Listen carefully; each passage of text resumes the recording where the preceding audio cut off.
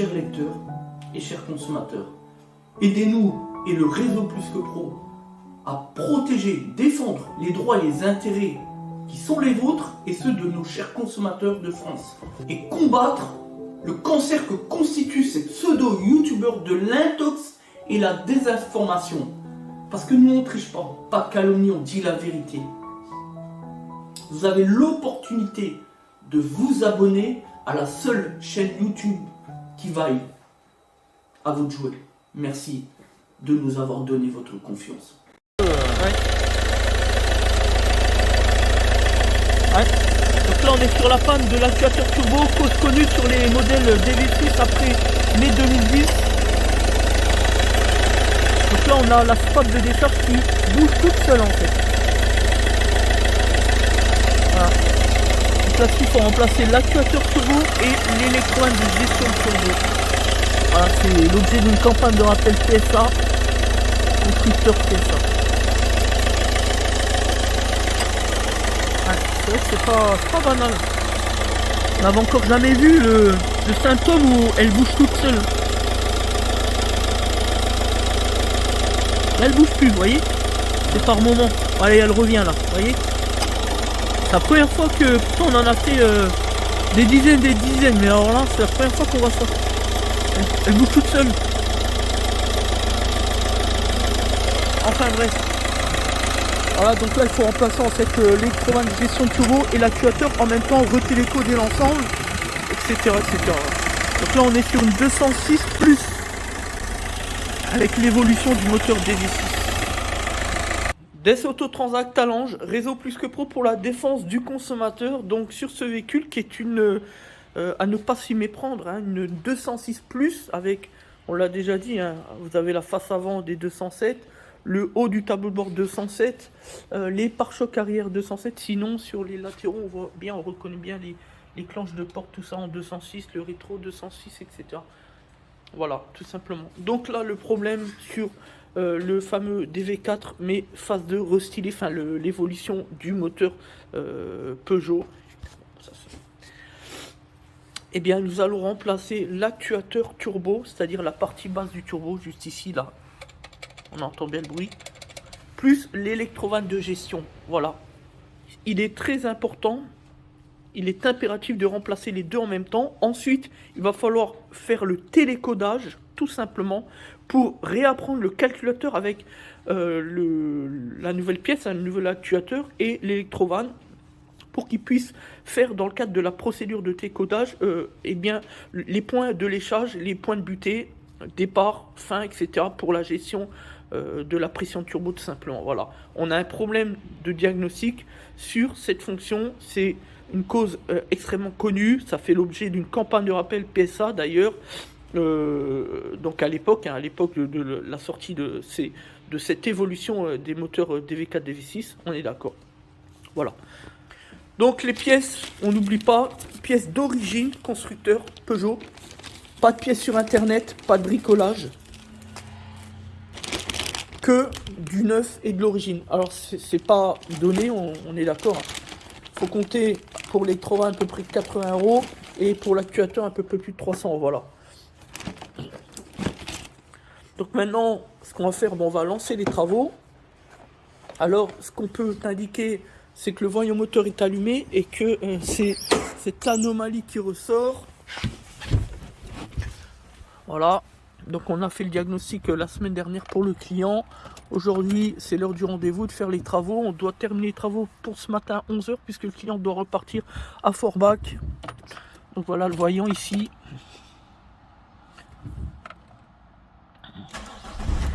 Voilà, mise en route. Sur le voyant allumé. Voilà, donc ça c'est le voyant anti-pollution, mais ça ne veut pas dire qu'on a un problème de pollution moteur. Voilà, c'est un terme algorithmique des ingénieurs du constructeur de la marque. Anomalie anti-pollution, on est d'accord. Ça veut simplement dire qu'il existe une anomalie intégrée dans la mémoire du calculateur. Voilà, donc c'est ni un problème de pollution, ni un problème de vannegère, etc. On sait qu'il y a souvent les gens qui disent « Ah ben c'est le voyant de la vannegère ». Il n'existe aucun voyant pour la vannegère spécifiquement. C'est juste un voyant moteur d'injection qui permet de faire le diagnostic pour le garagiste, pour savoir quel est le problème, quelle est la ligne de code. Voilà, tout simplement. Nous, on l'a fait la semaine dernière, donc maintenant, eh bien, on va lancer les réparations et on se donnera rendez-vous donc pendant le cours de la réparation, puis à la fin, une fois le T-codage fait, pour voir si on a bien travaillé, bien diagnostiqué. Voilà, donc pour les pièces, ici vous avez l'actuateur, voilà, électrique piloté par le calculateur d'injection, les vis de fixation, les deux vis de 12 ici, et là, un petit circuit ici pour fixer sur la palette du cortex échappant du turbo, évidemment, ça l'électro-van. Voilà, rien d'extraordinaire. Donc ici, c'est des cartons, pièces d'origine, on est d'accord. Voilà. Ne jamais mettre des pièces de site internet, c'est de la merde, soyons clairs.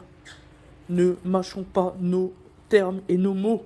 Voilà, donc c'est parti, on va lancer la vibration. Donc on va commencer par décoller la durée d'entrée basse pression turbo qui amène finalement l'air de l'extérieur. Ça arrive ici, tac tac, vers le filtre air, on filtre et après ça arrive à l'entrée du turbo sous pression ici, tac tac, jusqu'à donc la culasse, c'est-à-dire l'admission ici, le potentiomètre, volet d'air en fait.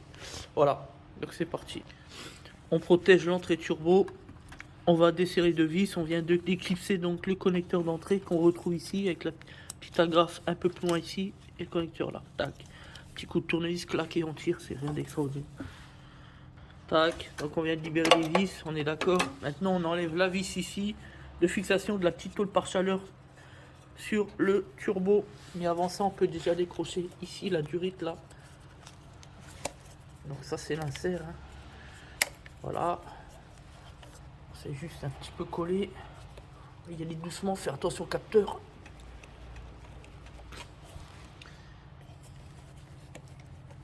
Voilà. Hop, on met ça de côté. Tout doucement, tranquillement. Voilà. Voilà. Une fois que la durite est enlevée, il y a les deux petits écrous là-haut. Pour ça, on va donc déposer la tubulure sur pression turbo. Voilà. Donc deux vis de 10. Une en haut, une en dessous. Ici du corps d'entrée cortex admission. Et puis ensuite ici là 7 colliers de 7 et on décale l'ensemble.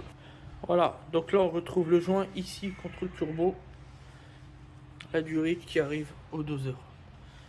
Donc on va la laisser déposer pendant la mise en place de la nouvelle électrowelle, puis sinon ça va gêner tout simplement. Maintenant on protège ici avec du papier. Parce qu'on joue pas avec le feu. Voilà.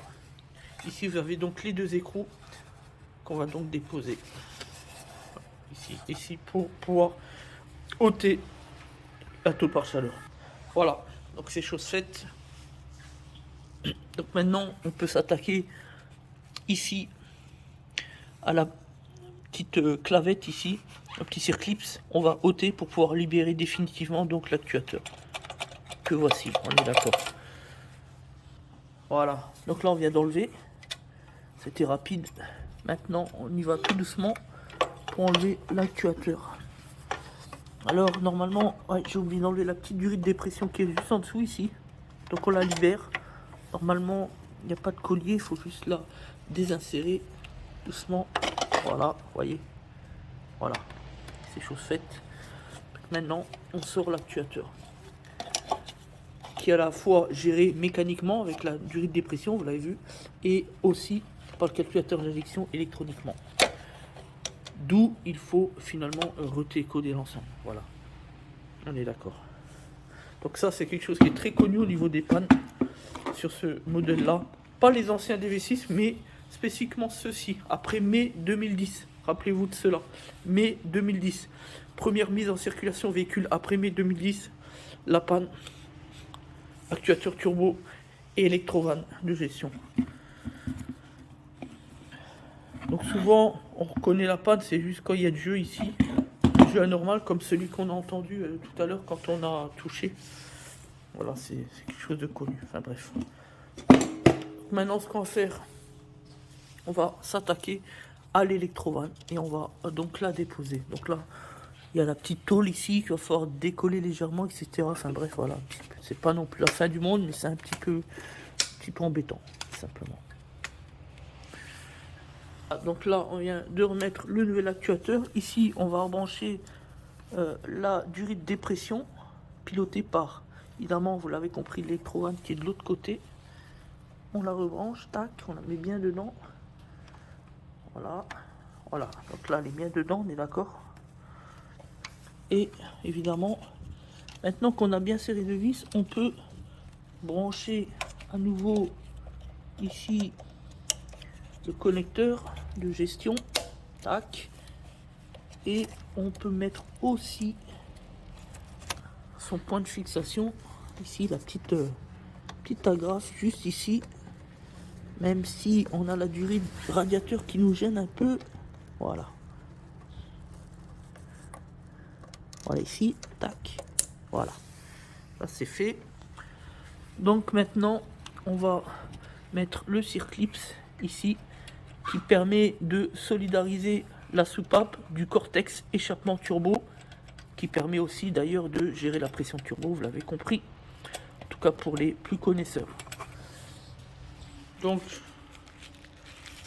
ce qui est bien, c'est que le constructeur nous en donne deux. Si on en perd une, ou si elle vole, ça peut arriver des fois quand on la monte, et bien on a toujours une autre. Donc voilà, là on va l'encrypter, aller dessus. Il faut maintenant la pousser, voilà, pour pouvoir bien emmancher. Voilà, donc là elle est bien dedans, on est d'accord. Si vous regardez bien, elle est bien dedans. Voilà.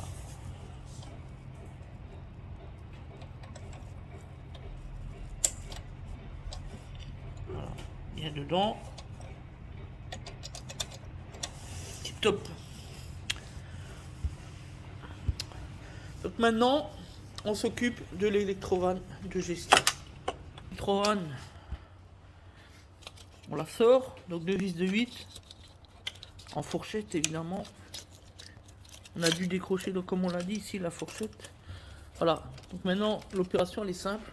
On débranche le vide et les deux durites et on rebranche exactement au même endroit, tout simplement, rien d'extraordinaire. Voilà, donc c'est chose faite. Ça c'est l'ancienne évidemment, on le voit, elle est dégueulasse. Et donc maintenant on repositionne les câbles en dessous délicatement, faites attention.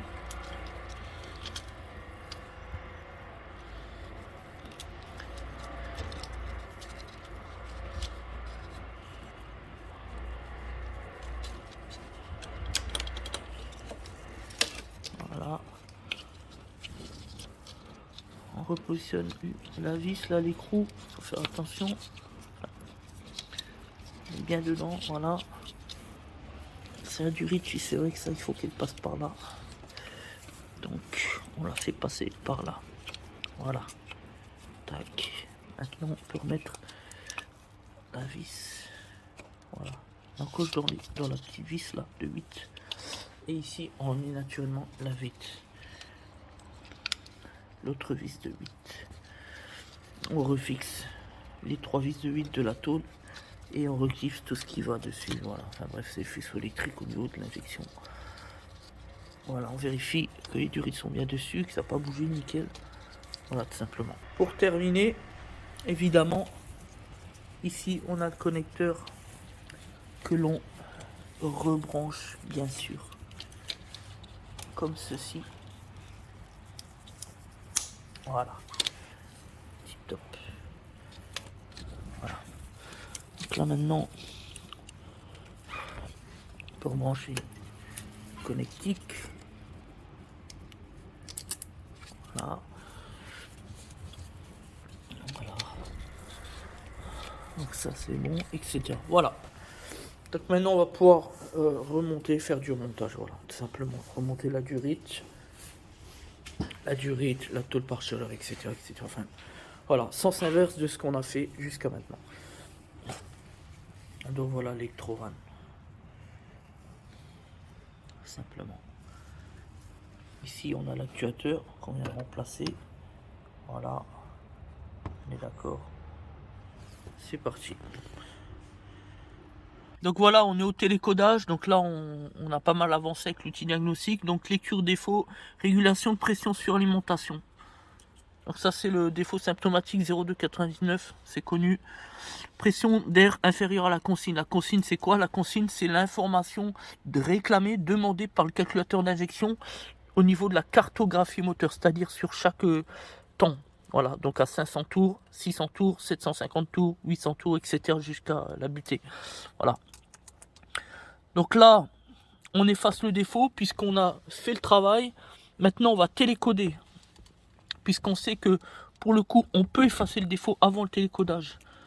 Voilà, c'est juste pour éliminer le défaut de la mémoire calculateur. Chose qui n'est pas possible, par exemple, sur les questions d'additif FAP. Puisqu'on n'est plus sur le même calculateur. On n'est pas le calculateur d'injection, mais on est sur le calculateur additivation ou calculateur filtre à particules. Vous voyez, c'est une différence. Il faut bien intégrer cela. Donc maintenant, on va les télécoder. Donc on attend l'effacement. Voilà. Couper, remettre le contact, on confirme.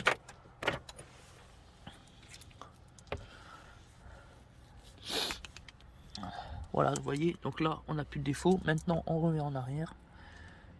On va en bas, réparation. Pack réparation. Pièce de rechange. Calculateur, donc on descend. Changement turbo. Blablabla, on attend. Couper le contact. Information s'agissant d'un actionneur pneumatique, les empreintes ne seront effectuées que lors du roulage avec le véhicule. Voilà, effectivement. Donc on coupe le contact. Remettre le contact. Apprentissage effectué, on valide. Maintenant on ira l'essayer sur route. Effectivement, dès les premiers tours de route, le calculateur va permettre de réaliser ce que l'on appelle la butée de la gestion de turbo, tout simplement. Voilà, les butées basses et les butées hautes. Voilà. Alors, voilà, donc le travail est fait.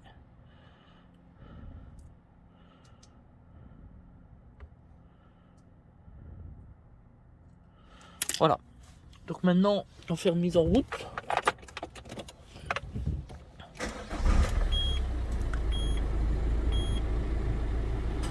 Voilà, donc on a le voyant qui s'efface. Donc là c'est bon, bonne nouvelle.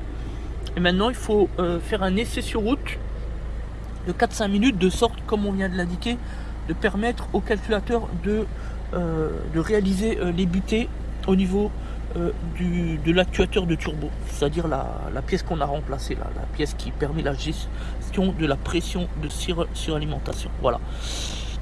Donc ça se termine là. Donc merci à tous. C'était donc DS Auto Transact Talange, un réseau plus que pro pour la défense du consommateur.